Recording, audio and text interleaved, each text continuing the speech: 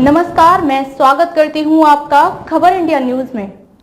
आइए नजर डालते हैं आज की खास खबर पर।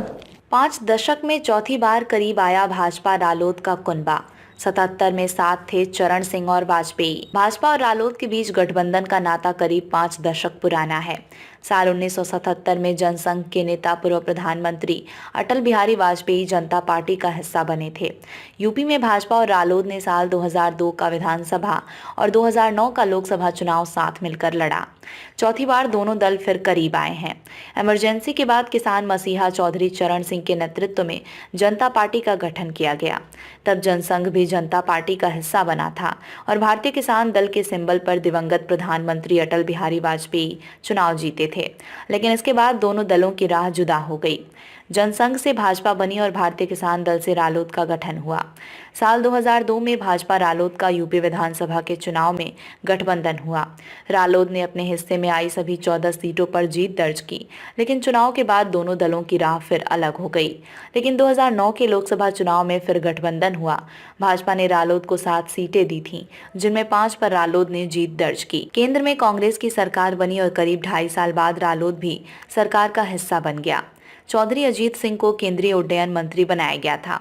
गठबंधन में इन सीटों पर जीता था रालोद। भाजपा से गठबंधन में रालोद ने 2009 में 5 सीटें जीत ली थीं।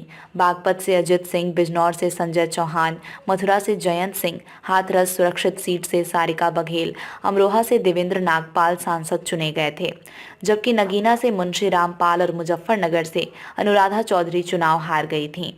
मुजफ्फरनगर दंगे से बदल गए हालात। साल 2013 में मुजफ्फरनगर दंगा हुआ और 2014 में लोकसभा चुनाव।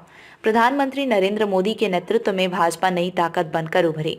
चुनाव से पहले रालोद ने भाजपा के साथ गठबंधन में जाने से इनकार कर दिया था।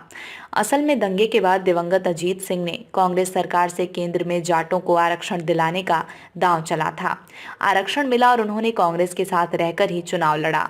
लेकिन 2014 और 2019 में रालोद को एक भी सीट नहीं मिली। 2017 के विधानसभा चुनाव में सिर्फ छपरौली से सहेंद्र सिंह रमाला जीते थे। राज्यसभा चुनाव में क्रॉस वोटिंग के मामले में उन्हें भी रालोद से हटा दिया गया था। रालोद ने 22 में दिखाया दम तो शुरू हुई बात। रालोद ने 2022 के विधानसभा चुनाव में दमखम दिखाया। सपा के साथ गठबंधन में पश्चिमी यूपी की 9 सीटों पर जीत दर्ज की।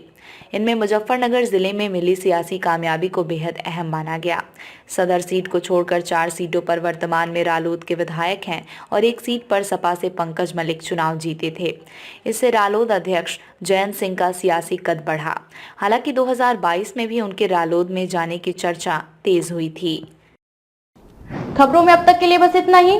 फिर होगी आपसे मुलाकात ऐसे ही एक खास खबर के साथ। तब तक के लिए नमस्कार और बने रहिए खबर इंडिया न्यूज के साथ।